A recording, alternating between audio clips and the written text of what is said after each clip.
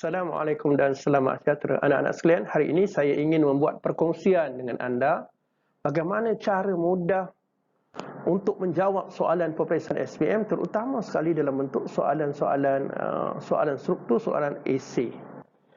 Okey, cara mudah dan semestinya dengan kaedah ini saya rasa anda tidak akan ada lagi masalah untuk tidak boleh menjawab soalan, dan seharus dan semestinya lah sejarah ini terutama kertas 2 mesti boleh jawab dan tidak ada alasan untuk tidak menjawab soalan.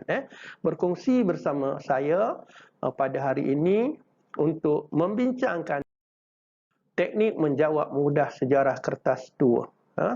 Baik, anda boleh subscribe, anda boleh lihat, dan kalau ada keperluan kita akan teruskan dengan beberapa cara yang lain, dan kita akan cuba menganalisis tajuk-tajuk soalan peperiksaan SPM untuk SPM 2020. Baik, anak-anak dengan teknik menjawab soalan struktur dan soalan esei.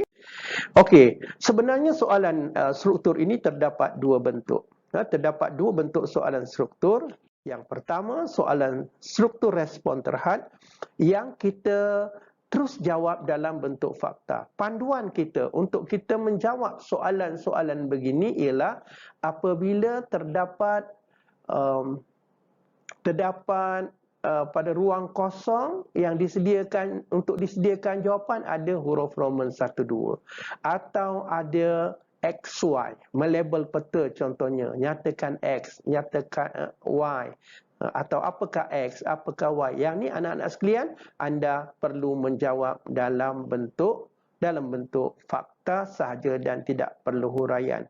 Kalau anda jawab dalam bentuk huraian pun tak ada masalah, tapi yang ni hanya sekadar untuk kita menjawab dalam.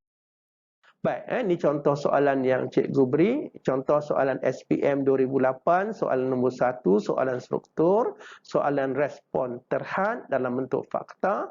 Sistem demokrasi yang diperkenalkan di Athens lebih kurang 3,000 tahun dahulu telah diwarisi oleh hampir semua negara di dunia pada hari ini. Senarai 2 buah negara. Dia nak 2 buah negara, anak-anak sekalian.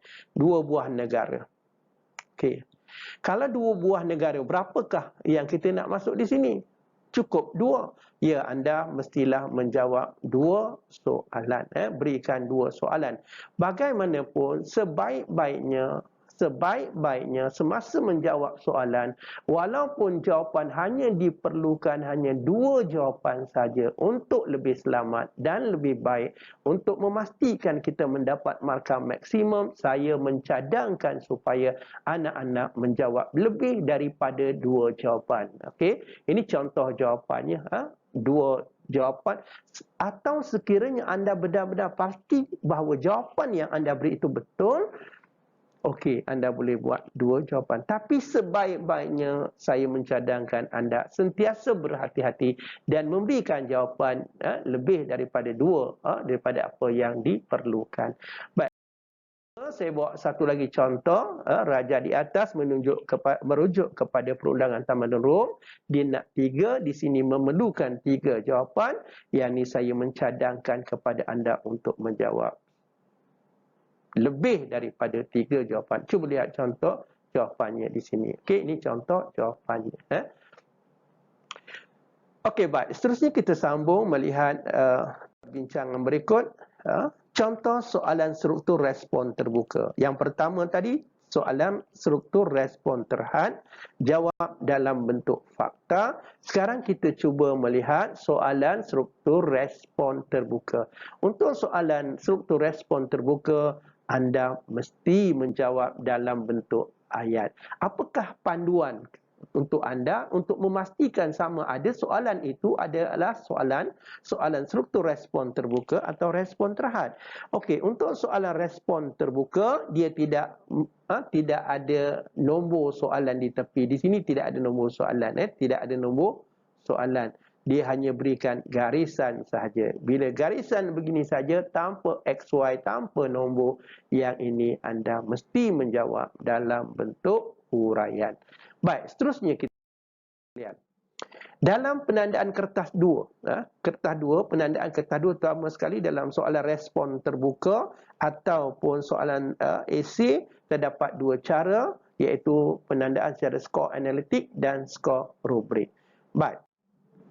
Untuk mendapat cemerlang, untuk mendapatkan cemerlang, terutama dalam menjawab soalan-soalan struktur respon terbuka atau soalan esei, kita mestilah menggunakan ayat berlapis. Menjawab soalan struktur respon terbuka memerlukan ayat lengkap, fakta, huraian, contoh. Okay? Ini dikenali sebagai skor analitik. Markah diberikan berdasarkan kepada fakta, markah diberikan berdasarkan kepada huraian, markah diberikan berdasar kepada contoh.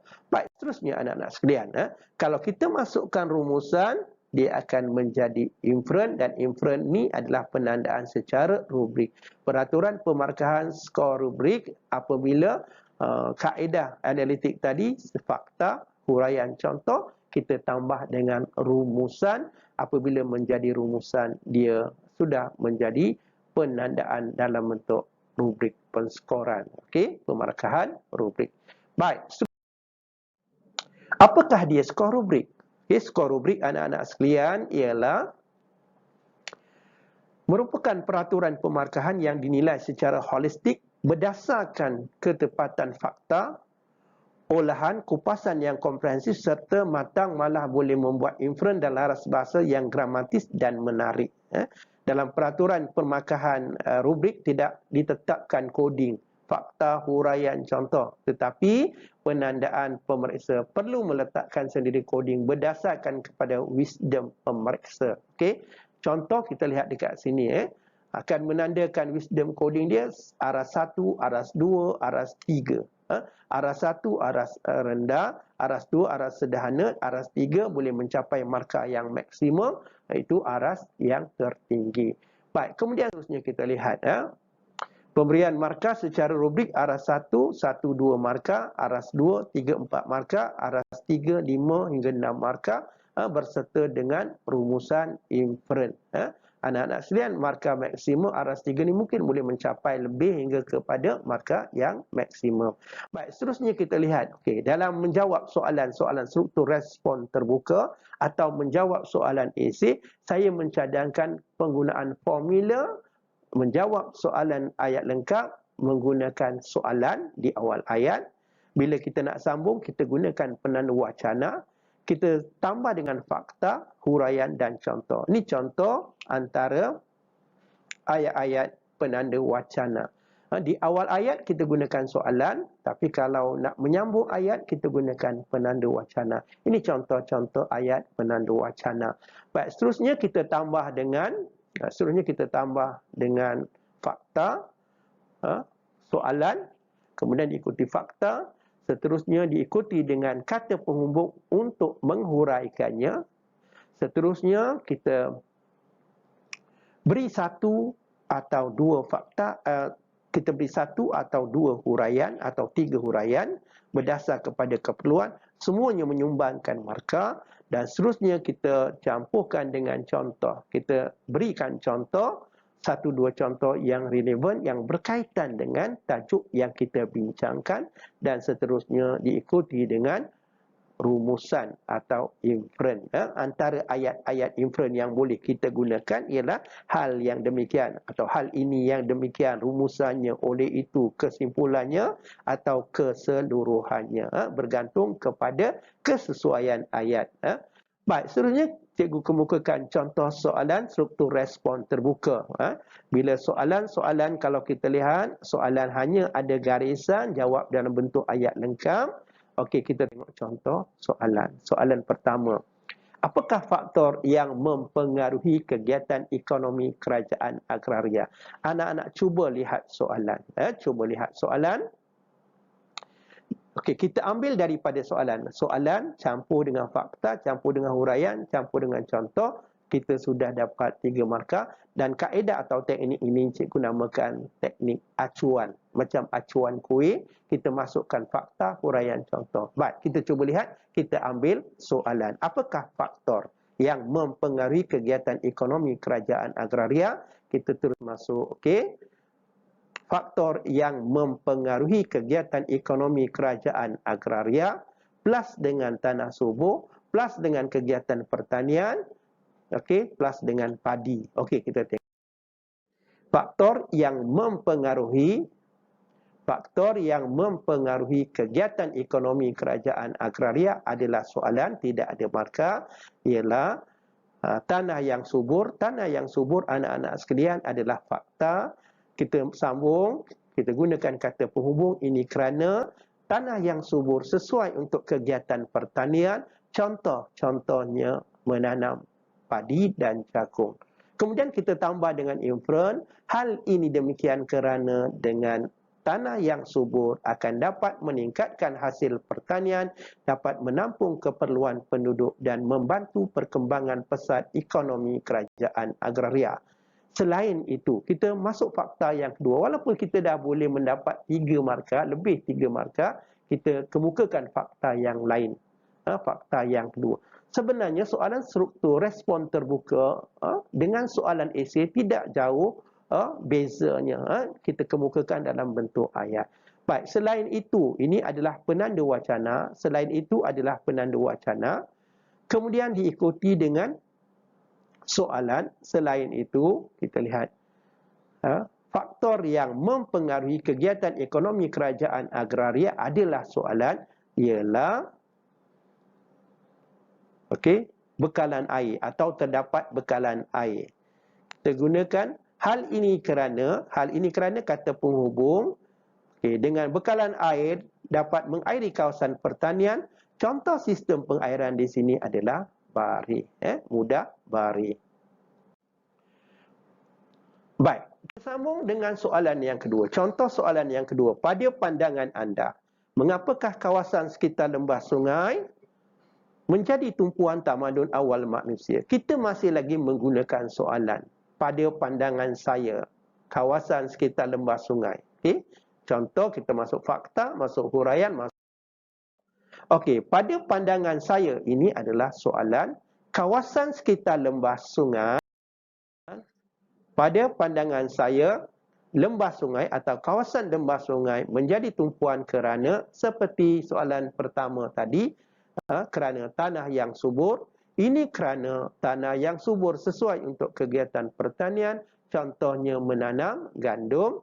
Hal ini demikian kerana dengan tanah yang subur hasil pertanian meningkat serta dapat menampung keperluan penduduk dan dapat memacu ekonomi sesuatu tamadun.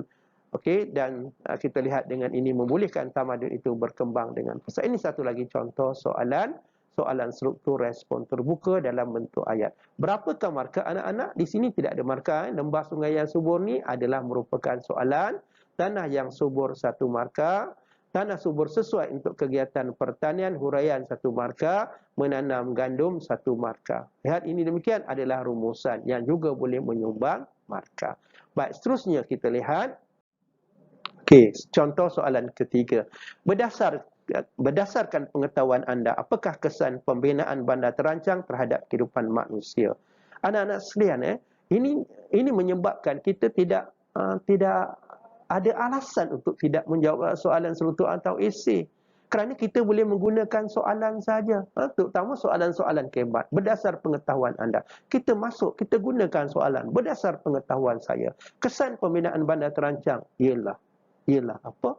Mungkin mutu kesihatan meningkat. Kita masuk fakta saja pun kita boleh dapat markah. Kalau kita tak tahu murid, sambung balik. Selain itu, guna penanda wacana. Kesan pembinaan bandar terancang. Masuk fakta yang kedua. Yang penting di sini, jawapan soalan respon terbuka dan soalan esei mestilah dalam bentuk ayat lengkap. Cikgu bagi fakta. Huraian dan contoh. Dari sini anak-anak boleh buat latihan. Bagaimana cara nak menyambungkannya dengan menggunakan soalan, masukkan fakta, masukkan huraian, masukkan contoh dan kemudian kita gunakan penanda wacana. Baik, seterusnya kita lihat contoh anak-anak sekalian. Berdasar pengetahuan anda, apakah kesan pembinaan bandar terancang terhadap kehidupan manusia? Yang ini adalah merupakan daripada soalan. Kita direct copy daripada soalan. Berdasar pengetahuan saya, kesan pembinaan bandar terancang terhadap kehidupan manusia ialah apa? Fakta pertama tadi anak-anak sekalian, memberi kehidupan yang selesa, fakta. Kemudian kita sambung dengan ini kerana secara tidak langsung taraf hidup manusia akan meningkat. Contohnya disediakan pelbagai kemudahan asas seperti hospital dan klinik. Hal ini yang demikian ia boleh meningkatkan mutu kesihatan manusia. Ini kita lihat anak-anak sekalian fakta. Satu markah taraf hidup meningkat satu markah. Kemudian ikuti dengan contoh satu lagi markah. Baik, seterusnya. Soalan isi dan sudah semestinya wajib dijawab menggunakan ayat-ayat lengkap. Kita masih lagi menggunakan formula yang sama. Fakta, huraian, contoh. Ambil daripada soalan. Gunakan penanda wacana. Contoh. Cikgu bagi contoh SPM 2015. Okey. Berdasar sumber satu, jelaskan tentang sistem pendidikan di negara kita sebelum merdeka. Okay, anak-anak sekalian. Kita boleh gunakan soalan untuk menjawab. Okey. Apa soalan yang kita gunakan? Sistem pendidikan di negara kita sebelum merdeka ialah terdapat sistem pendidikan vernacular. Terdapat sistem pendidikan vernacular fakta. Sistem pendidikan vernacular Melayu menggunakan bahasa Melayu sebagai bahasa pengantar huraian. Ianya disediakan di peringkat rendah saja huraian. Contoh seperti Sekolah Melayu Teluk Belanga ini adalah merupakan contoh. Kita ada satu fakta, satu markah. Kita ada dua huraian, dua markah. Kita ada satu contoh, satu markah. Di sini saja dalam perenggan pertama telah menyumbang kepada 4 markah. Kemudian kita menyambungkan kepada fakta yang kedua dengan menggunakan penanda wacana.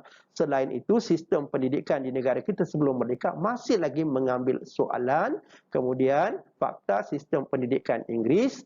Sistem pendidikan Inggeris terletak di kawasan bandar dan pelajarnya terdiri daripada golongan atasan. Okey, itu merupakan huraian pada peringkat awal diusahakan oleh Mubalik Kristian, juga huraian. Contohnya seperti Victoria Institution, Sekolah Victoria. Tengok anak-anak sekalian menggunakan soalan, kemudian menggunakan penanda wacana dengan memasukkan fakta. Begitu mudahnya menjawab soalan sejarah dan memang anda tidak ada alasan kertas kosong. Baik, cikgu bagi contoh yang kedua, SPM 2008, soalan nombor 7. Penentangan masyarakat tempatan terhadap campur tangan British bertujuan untuk mempertahankan hak mereka daripada dicerobohi oleh kuasa luar. Huraikan tindakan penjajah British yang membawa kepada penentangan tersebut. Okey, baik. Kita lihat jawapan. Jawapan kita ambil. Huraikan tindakan penjajah. Apakah tindakan penjajah? Baik, kita masukkan jawapan dia ialah dengan soalan.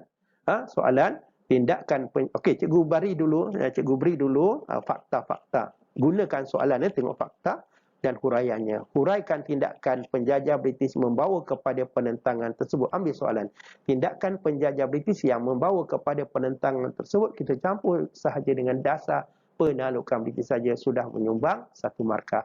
Baik, yang ni anak-anak boleh buat latihan menyambung-nyambungkannya menggunakan penanda soalan, kemudian menggunakan kata penghubung untuk menyambung huraian-huraian, kemudian menggunakan penanda wacana untuk menggabungkan jawapan-jawapan fakta yang lain. Okey, baik. Contoh yang cikgu bawa di sini, tindakan penjajah British yang membawa kepada penentangan tersebut daripada soalan. Okey, kemudian dasar penaklukan ini dah merupakan huraian. Nanning telah dipaksa menjadi tanah jajahan apabila British menguasai Melaka. Ini adalah huraian.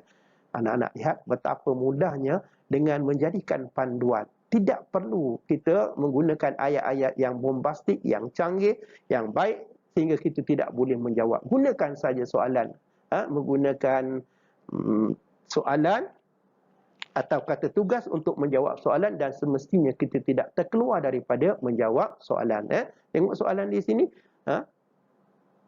Okey, kita lihat soalan di sini anak-anak sekalian. Di sini kita lihat. Yang ni adalah merupakan soalan. Okey, soalan. Kemudian yang ni adalah merupakan dasar penaklukan adalah huraian. Okey.